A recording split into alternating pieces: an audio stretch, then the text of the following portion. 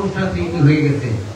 আমার সাথে চাকরিতে যোগদান করে অফিস সহায়ক থেকে যিনি আজকে প্রধান সহকারী হয়েছেন, ওই সময়ের যে প্রধান সহকারী তিনিও আজকে প্রধান সহকারী, অর্থাৎ এমন একটি টায়ারে অবস্থান করতেছে।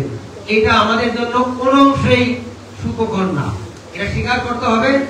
আমার যে অফিস সহায়ক বা প্রধান সহকারী হয়েছে তিনিও যেমন বিব্রত, ওই আজ থেকে 20 বছর আগে প্রধান সহকারী তিনিও বিব্রত, কারণ উভয়ের মর্যাদার হানি করতেছে।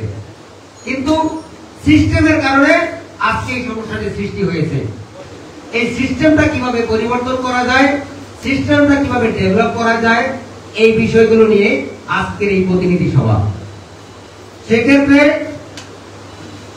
প্রধান যে সমস্যাটি সৃষ্টি হয়েছে, আমাদের নিচ থেকে পদোন্নতি পাইতে পাইতে একটা লেভেলে একটা জট সৃষ্টি হয়ে গেছে। 14তম গ্রেড একটি জট সৃষ্টি হয়ে গেছে।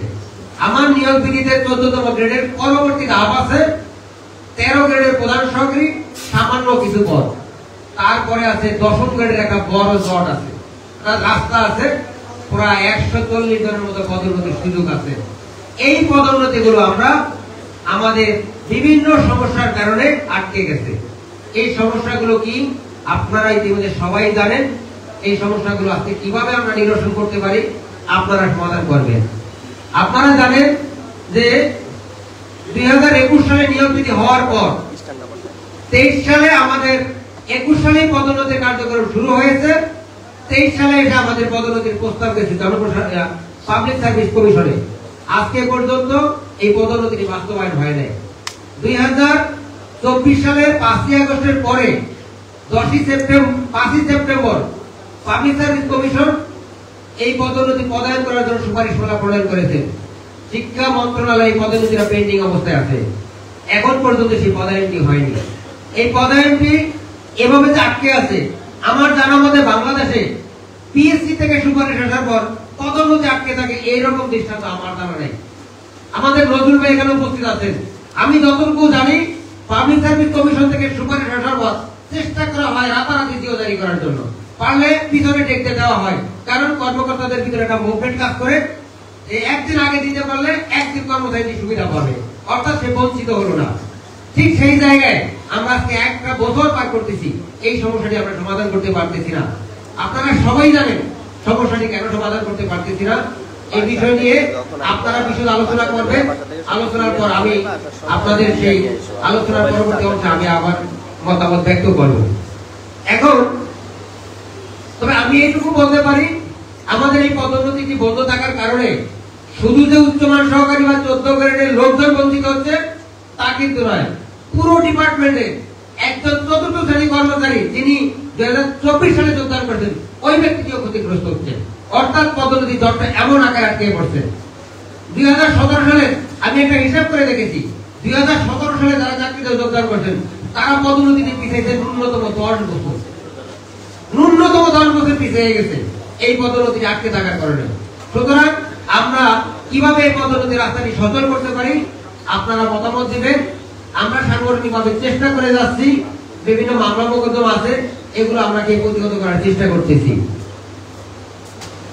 এর বাইরে নতুন করে একটি বিষয় আমাদের মাঝখানে অন্তর্ভুক্ত হয়েছে, সরকারি কলেজ নয়, সরকারি শিক্ষা প্রতিষ্ঠানে সম্মানী বন্টন নিয়ে। এখানে আমরা বিভিন্ন স্তরের লোক বসা আছি, কেউ স্কুলে চাকরি করি, কেউ কলেজে চাকরি করি, কেউ অফিসে চাকরি করি, কেউ ডিসি অফিসে চাকরি করি। সম্মানী বিষয়টি কিন্তু আমাদের দুইটা স্তরের নেতৃবৃন্দ কর্মচারী ভাইয়েরা ভোগ করে থাকে। একটা হলো সরকারি কলেজ, একটা হলো সরকারি স্কুল। যেহেতু আমাদের এক অভিন্ন নিয়োগ বিধি, কর্মের প্রয়োজনে বদলির মাধ্যমে আমরা সবাই সব জায়গায় যাইব, কিন্তু স্কুল কলেজে যে ভাইরা চাকরি করতেছেন আজকে কিন্তু তার অধিকার বঞ্চিত। এই অধিকার বঞ্চিত নিয়ে আমাদের আজকে কথা বলার সময় এসেছে। 5ই আগস্টের আগে এই সরকারি শিক্ষা প্রতিষ্ঠানের আয় ব্যয় নীতিমালা সংশোধন নিয়ে মন্ত্রণালয় মিটিং করেছিলেন। মিটিং করার আগে অতিরিক্ত সচিবের সাথে আমরা লিখিত আকারে তথ্য দিয়েছিলাম, সচিব স্যারকে তথ্য দিয়েছিলাম যে আয় ব্যয় নীতিমালায় আমাদের বক্তব্য আছে। আমাদের বক্তব্য ছিল যে এখানে যে অফিস কর্মচারী আছে, অফিস কর্মচারী কতটুকু সম্মানী পাবে এটাকে সুনির্দিষ্ট করতে হবে। এখনকার 14 সালের আইনে বলা আছে প্রতিষ্ঠান প্রধান এটা নির্ধারণ করবে। এর বাইরে আসি কথা বলা ছিল যে আয় ব্যয় নীতিমালা থেকে কলেজগুলোর বিসিএস শিক্ষক সমিতির জন্য 2% টাকা বরাদ্দ রাখা হয়, যেই টাকাটি দিয়ে তারা তাদের বিভিন্ন কার্য সম্পাদন করে, সংগঠন পরিচালনা করেন, বিপদগ্রস্ত শিক্ষকের পাশে দাঁড়ান, বাৎসরিক অনুষ্ঠান করেন। কিন্তু এই টাকাটি কিন্তু সকল শিক্ষক কর্মচারীর পরিশ্রমের টাকা, এটি সরকার থেকে কোনো বরাদ্দ টাকা না। বন্ধের দিন শুক্রবারে শনিবারে আমাদের কর্মচারীরা পরীক্ষা ডিউটি পালন করে, সেখান থেকে 2% টাকা তারা সবাই রেখা তারা বাৎসরিক অনুষ্ঠান করে, ভোজের আয়োজন করে, পাশে আমাদের কর্মচারীরা তাদেরকে সার্ভিস দেয়, কিন্তু তাদের জন্য কোনো সম্মানিত তো নাই, খাবার ব্যবস্থাও থাকে না। তখন আন্তর্জাতিক মাতৃভাষা ইনস্টিটিউটে আমাদের সচিব, তৎকালীন সচিব মিটিং করলেন। মিটিং এ সচিব স্যার নিজেই ব্যাটো দিলেন যে এই বিধিমালাটি চূড়ান্ত করার পূর্বে সকল স্টেক হোল্ডারের সাথে আলোচনা করতে হবে। এই আলোচনা ছাড়া এই বিধিটি পাস করা যাবে না, কেননা এটার সাথে অনেকে স্বার্থ জড়িত। তাৎক্ষণিকভাবে এটাকে স্থগিত রাখলো, সবার সাথে আলোচনা করব। এখানে যারা কলেজের ভাইয়েরা আছেন তারা জানেন যে একটা মিটিং এ 27 জন কলেজের প্রিন্সিপালকে ডাকা হয়েছিল। ওই 27 কলেজের প্রিন্সিপালকে আমাদের অনেক ভাইয়েরা রিকোয়েস্ট করেছিল। ওই মিটিং এর সিদ্ধান্ত ছিল যে এটা সব প্রতিনিধিদের সাথে বসতে হবে। কিন্তু 5ই আগস্টের পরে কে বা কাহারা রাতের আধারে গোপনে এই যে গেজেটটি জারি করছেন আমরা এটা জানি না। আমরা আজকের এই প্রতিনিধি সভার মাধ্যমে আমরা এই ঘৃণিত কাজের সাথে যারা জড়িত আছে আমরা তাদেরকে ধিক্কার জানাই। আপনারা একমত? আমরা মনে করতেছি এটি একটি কালো আইন। এই কালো আইন দিয়ে এই ডিপার্টমেন্টের কর্মচারীদেরকে বঞ্চিত করার পায় তারা। এটা বৈষম্যের একটি চরম পর্যায়ে নিয়ে যাওয়া হয়েছে। আমরা কোন ক্রমে এটাকে মেনে নিতে পারি না।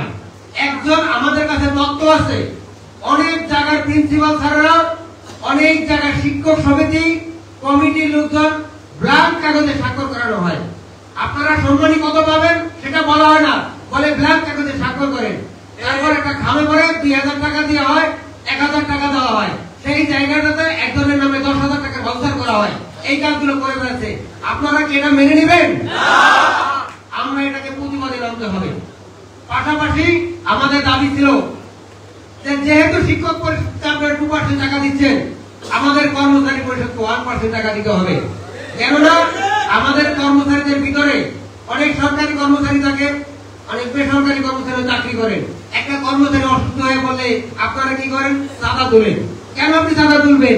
আপনার ওই তহবিল থেকে তো আপনি পাশে দাঁড়াইতে পারেন, আপনারা বাৎসরিক একটা অনুষ্ঠান করতে পারেন, আপনার সহকর্মী সন্তান যদি উচ্চশিক্ষায় পা বাড়ায় আপনারা পাশে সহযোগিতা করতে পারেন। কিন্তু আজকে আপনাদের সেই সামর্থ্য না থাকার কারণে আপনারা পারতেছেন না।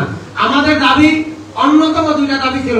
একটা হলো কর্মচারী পরিষদের নামে 1% টাকা দিতে হবে, আর হলো অফিস কর্মচারীদের টাকাটাকে সুনির্দিষ্ট করে বিভাজন করতে হবে। 2007 সালের পরিপত্রে স্পষ্ট ছিল অফিস কর্মচারী কত টাকা নেবে, বলা ছিল। সেটাকে তারা পরবর্তীতে রহিতকরণ করছে রাতের আধারে। তদ্রূপ এই 5ই আগস্টের পরে এক শ্রেণীর, আমরা মনে করি ষড়যন্ত্রকারী, তারা রাতের আধারে এই পরিপত্রটি জারি করাইছে। আমরা আজকের এই প্রতিবাদ সমাবেশের মাধ্যমে যেই ধরনের কর্মকর্তারা এই ধরনের ঘৃণিত কাজের সাথে জড়িত, আমরা আজকে তাদের এই প্রতিবাদ সমাবেশের মাধ্যমে তাদেরকে ঘৃণা জানাই। এবং তারা এই প্রেক্ষাপটে কেন তাদের এই মানসিকতার জন্ম হলো আমরা জানি না। আজকে আমাদের এই প্রতিনিধি সমাবেশের পরে আমরা অবশ্যই একটি সিদ্ধান্ত উপনীত হব। সেই সিদ্ধান্ত থেকে পরবর্তী কি কর্মসূচি আজকে নেওয়া যায় সেই কর্মসূচিতে আমরা অগ্রসর হব। এক্ষেত্রে কেন্দ্রীয় সংগঠন যদি আপনাদের কোন কর্মসূচি নির্ধারণ করে আপনাদের চাহিদার আলোকে, তাহলে কি আপনারা সেই কর্মসূচি পালন করবেন? আপনারা যদি একযোগে কর্মসূচি পালন করেন তাহলে আমরা অবশ্যই কঠোর অবস্থা নিতে বাধ্য হব। আমরা মনে করি এটা কারো দয়া নয়, এটা আমাদের অধিকারের প্রশ্ন। সুতরাং আজকে আপনারা কি ধরনের প্রত্যাশা আছে সেই বিষয়ে আপনারা মতামত ব্যক্ত করবেন। আমি এক্ষেত্রে আরেকটু সাংগঠনিক কথাই বলি। সম্মানী বন্টনটা সবচেয়ে বেশি গুরুত্বপূর্ণ ভূমিকা হলো কলেজগুলোতে, তারপর দ্বিতীয় অবস্থানে আছে সরকারি স্কুলগুলোতে। কলেজে তো যা আছে তো আছে, তার থেকে জঘন্যতম অবস্থা হলো স্কুলগুলোতে। স্কুলগুলোর কর্মচারীরা যেন তার অধিকার আছে টাকা দেয়, এটাই আমাদের সম্মানিত শিক্ষকরা বুঝতে চান না। তারা মনে করেন এখানকার কর্মচারী কোনো কর্মচারী না। আমাদের কথা হলো স্কুল কলেজ উভয়ের ক্ষেত্রেই একটি সঠিক নীতিমালা অনুসরণ করতে হবে। দ্বিতীয় আরেকটি বিষয় আসছে,